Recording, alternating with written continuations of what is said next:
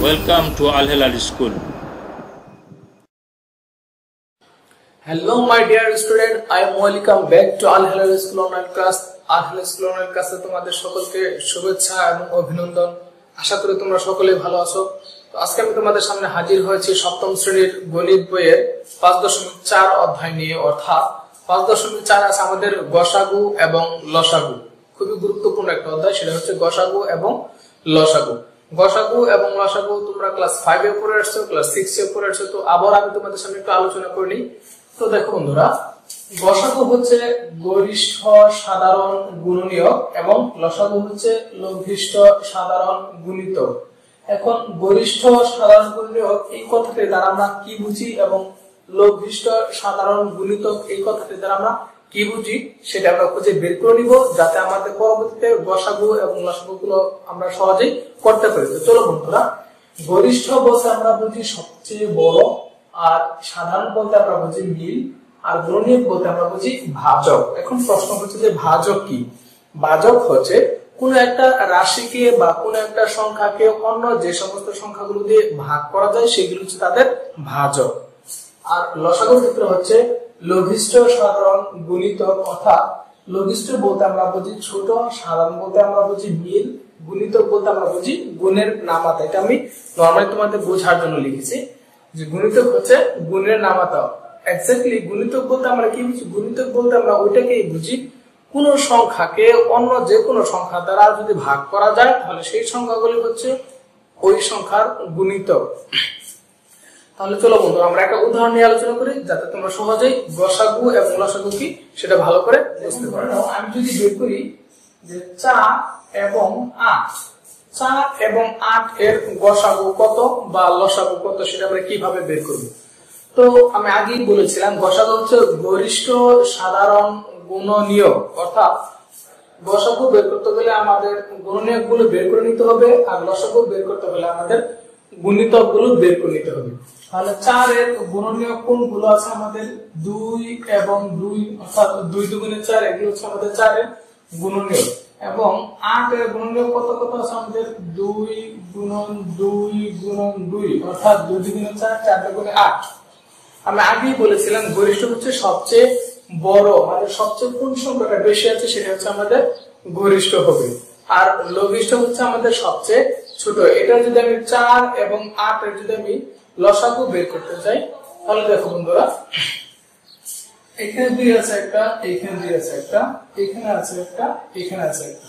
তাহলে 2টা যেহেতু 2 জায়গায় আছে, এই এবং এই 2 এবং এই 2 এর মাঝে একটা মিল আছে, সুতরাং 4 এবং 8 এর গসাগু হবে 2 গুণন 2 ইকুয়াল 4। 4 এবং 8 এর গসাগু হচ্ছে 2 গুণন 2 সমান 8। এটা হচ্ছে আমাদের 4 এর গসাগু। যদি আমরা 4 এর লসাগু গুলো বের করতে চাই, তাহলে 4 এর লসাগুর ক্ষেত্রে আমাদের বের করতে হবে, লসাগু মানে হচ্ছে লঘিষ্ঠ সাধারণ গুণিতক, অর্থাৎ লঘিষ্ঠ সাধারণ গুণিতক। সাধারণ বলতে আমরা মিলটাকে বুঝি, লঘিষ্ঠ বলতে আমরা সব থেকে ছোট বুঝি, আর গুণিতক বলতে আমরা গুণের নামতা গুলোকে বুঝি। অর্থাৎ যদি আমরা 4 এবং 8 এর লসাগু বের করতে চাই, তাহলে 4 এর গুণিতক কোনগুলো আছে? 1,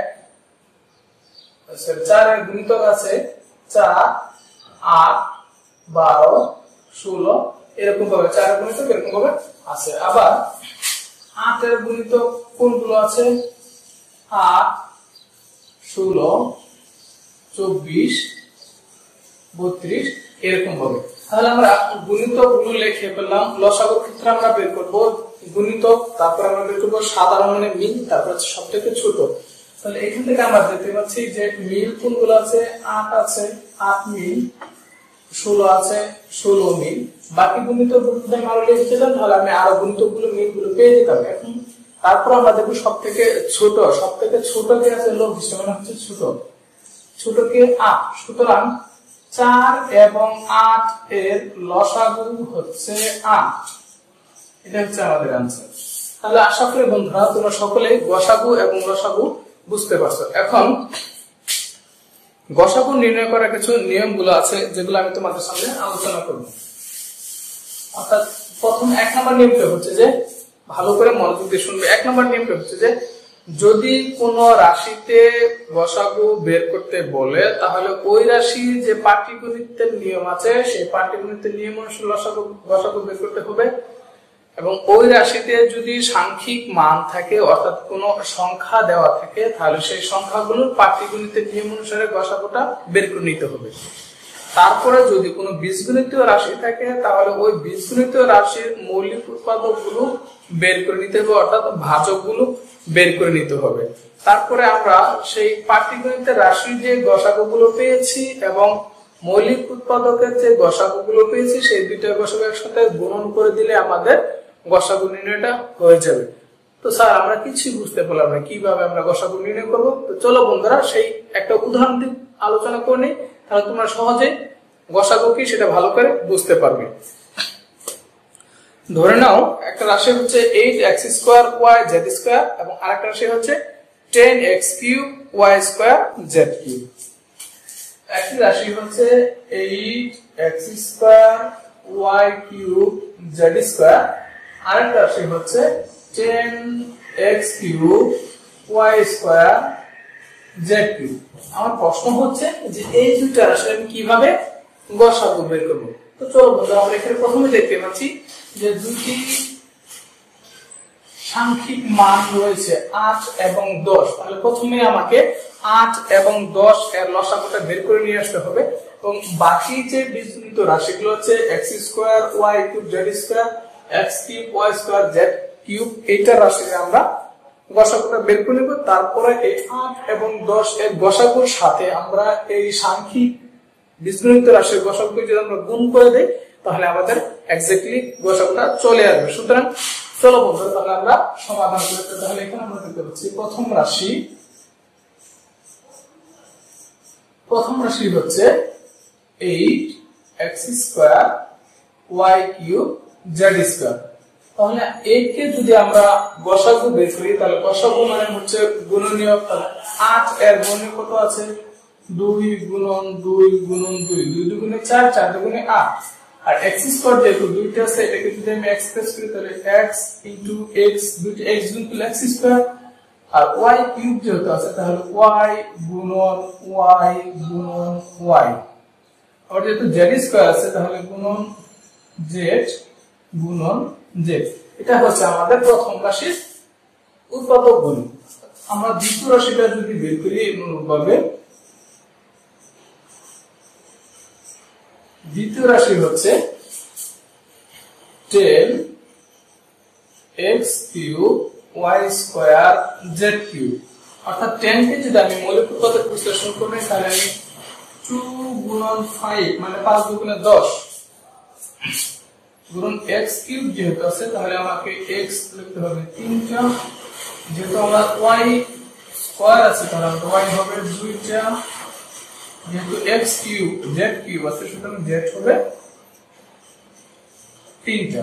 এখন দেখো বন্ধুরা তাহলে গসাগু বলছিলাম প্রথমে আমরা গুণনীয়কগুলো বের করে নেব। এই রাশি প্রথম রাশির গুণনীয়কগুলো বের করে নিয়েছি এবং দ্বিতীয় রাশির গুণনীয়কগুলো আমরা বের করে নিয়েছি। তারপর কাজ হচ্ছে আমাদের সাধারণ মানে হচ্ছে মিল। এখন দেখো মিল বলতে আমরা কোনটাকে বুঝি। এখানে 2 আছে একটা, এখানে 2 আছে একটা, এখানে 2 আরো 2 আছে কিন্তু এখানে 2 নেই আর 2 নেই, সুতরাং 2 আমাদের মিল কমন শেষ। এখানে x আছে 2টা, এখানে x আছে 3টা, কিন্তু এখানে একটা x বেশি আছে, এখানে যদি আরেকটা x থাকতো তাহলে আমরা 3টা x নিতে পারতাম। এইখানে y আছে আমাদের 2টা, এইখানে y আছে আমাদের 3টা, একটা y বেশি আছে। এখানে যদি আমাদের 3টা y থাকতো তাহলে আমরা 3 জায়গা থেকে 2 জায়গা থেকে 3টা y কে নিতে পারতাম।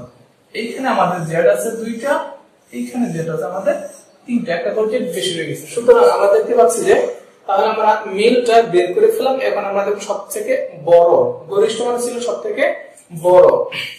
তাহলে যেহেতু কমন আমরা 2 পেয়েছি সুতরাং 8 এবং 10 এর গসাগু হবে 2।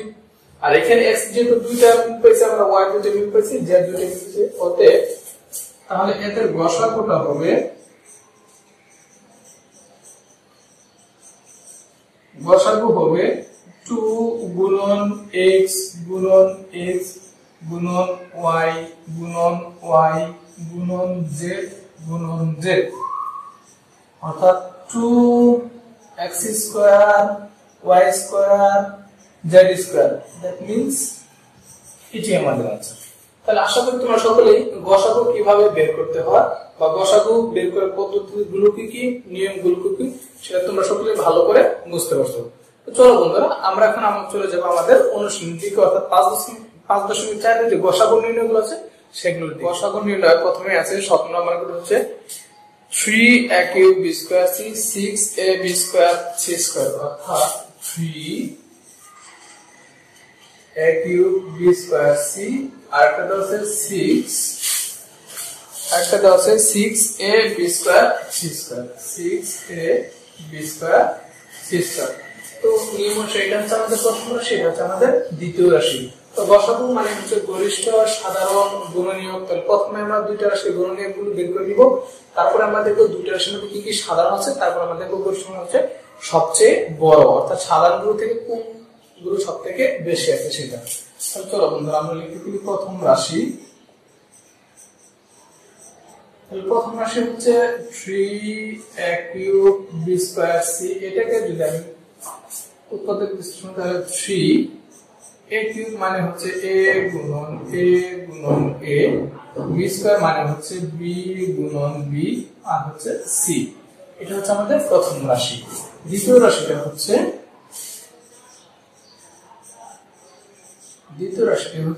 6ab স্কয়ার c স্কয়ার, অর্থাৎ 6 কে যদি আমি গুণনীয়ক গুলো বের করে নিই তাহলে হবে পাবো আমরা 2 গুণন 3 3 গুণন 6 গুণন a, যেহেতু আছে b স্কয়ার সুতরাং b গুণন b, যেহেতু আছে c সুতরাং c গুণন c। এখন দেখো বন্ধুরা, আমি বের করব এদের গসাগু। তাহলে গসাগুর ক্ষেত্রে আমি বলছিলাম প্রথমে যে কমন যে সংখ্যাটা আছে, তাহলে এখানে আর এখানে মাঝখানে কমন আছে শুধুমাত্র আমাদের 3, তাহলে 3, আর কমন এখানে a আছে একটা, এখানে a আছে দুটো, তাহলে আমি একটা একই নিতে পারবো গুণন a, গুণন b এখানে আছে দুইটা, এখানে আছে দুইটা, সুতরাং আমি দুইটা b নিতে পারবো, কারণ দুইটা b আমাদের দুই রাশিতেই আছে, b গুণন b।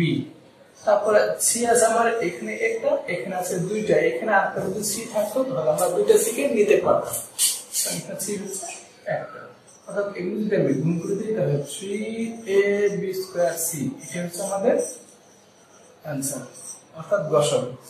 তো বন্ধুরা, আশা করি 17 নম্বর অঙ্কটা তোমরা সকলে ভালো করে বুঝতে পারছো। এইভাবে তোমরা 18 19 20 এই 17 18 19 20 এই চারটা অঙ্ক একই নেমে এই বাকি অঙ্কগুলো তোমরা বাসায় প্র্যাকটিস করবে। তো আমি এখন চলে যাচ্ছি তোমাদের বইয়ে 21 নম্বর ম্যাথ 3 তে, অর্থাৎ 21 নম্বর অঙ্কটি হচ্ছে a square plus ab a square minus b square. একটা রাশি হচ্ছে a স্কয়ার প্লাস ab, আর একটা রাশি হচ্ছে a square minus b square. তো এইটা হচ্ছে আমাদের প্রথম রাশি, আর এটা হচ্ছে দ্বিতীয় রাশি। তাহলে প্রথম রাশিটা আমরা উৎপাদকগুলো বের করে নিই।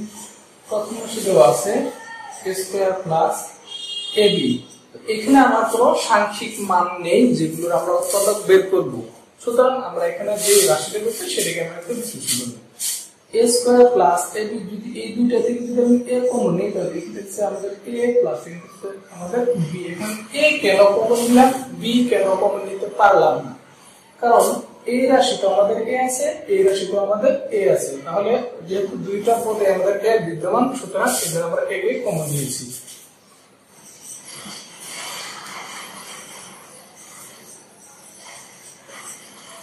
দ্বিতীয় রাশিটি হচ্ছে a square minus b square, অর্থাৎ a square minus b square একটা সূত্র আছে যেটা আমি তোমাদের গত ক্লাসগুলোতে দেখিয়েছি। a square minus b square সূত্রটি হচ্ছে a plus b into a minus b। এখন লক্ষ্য করো যে প্রথম রাশির যে গুণনীয়কগুলো আছে, দ্বিতীয় রাশির যে গুণনীয়কগুলো আছে, এই দুটো রাশির মধ্যে কোন গুণনীয়কগুলো কমন আছে? শুধুমাত্র a প্লাস b কমন আছে। এখানে a আছে, এখানে a নেই, তার মানে আমি a কে নিতে পারবো না। এখানে a মাইনাস b আছে, এখানে a মাইনাস b নেই, তার মানে আমি a মাইনাস b কেও নিতে পারবো না। শুধুমাত্র আমার কমন আছে a প্লাস b, দুই জায়গাতেই আছে, সুতরাং আমাদের এখানে গসাগুটা হবে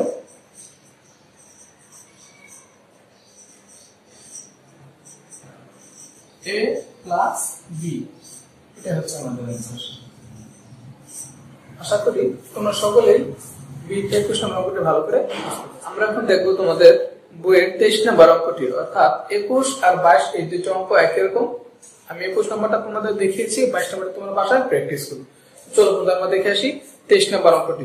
23 নম্বর অঙ্কটি হচ্ছে x² + 7x + 12 x² + 9x + 20, অর্থাৎ x² + 7x + 12 এটাকে আমরা প্রথম রাশি ধরে নেব, আর x² + 9x + 20 এটাকে আমরা দ্বিতীয় রাশি ধরে নেব। চলো বন্ধুরা, প্রথম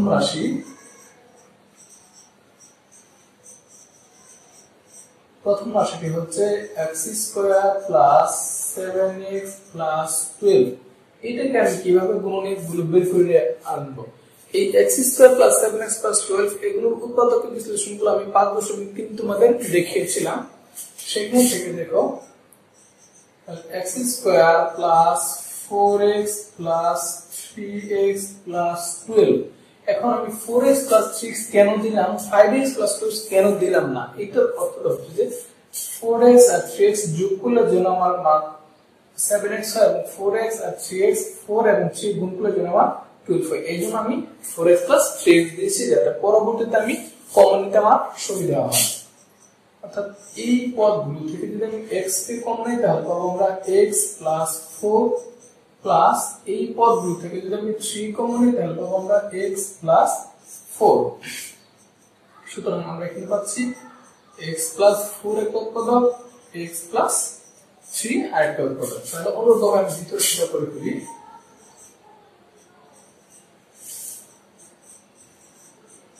দ্বিতীয় রাশিটি হচ্ছে x² + 9x + 20।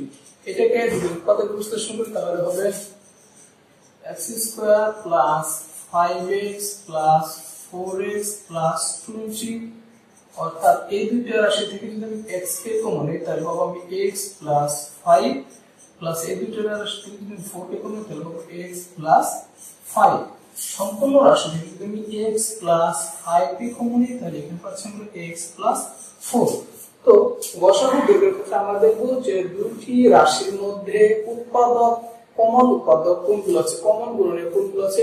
তাহলে এখানে শুধুমাত্র 4 আছে, এখানে 4 আছে, এখানে x + 3 আছে, এখানে x + 3 নেই, এখানে x + 5 আছে, এখানে x + 5 নেই। সুতরাং আমাদের কমন উৎপাদক হচ্ছে x + 4, অর্থাৎ আমাদের গসাগু হবে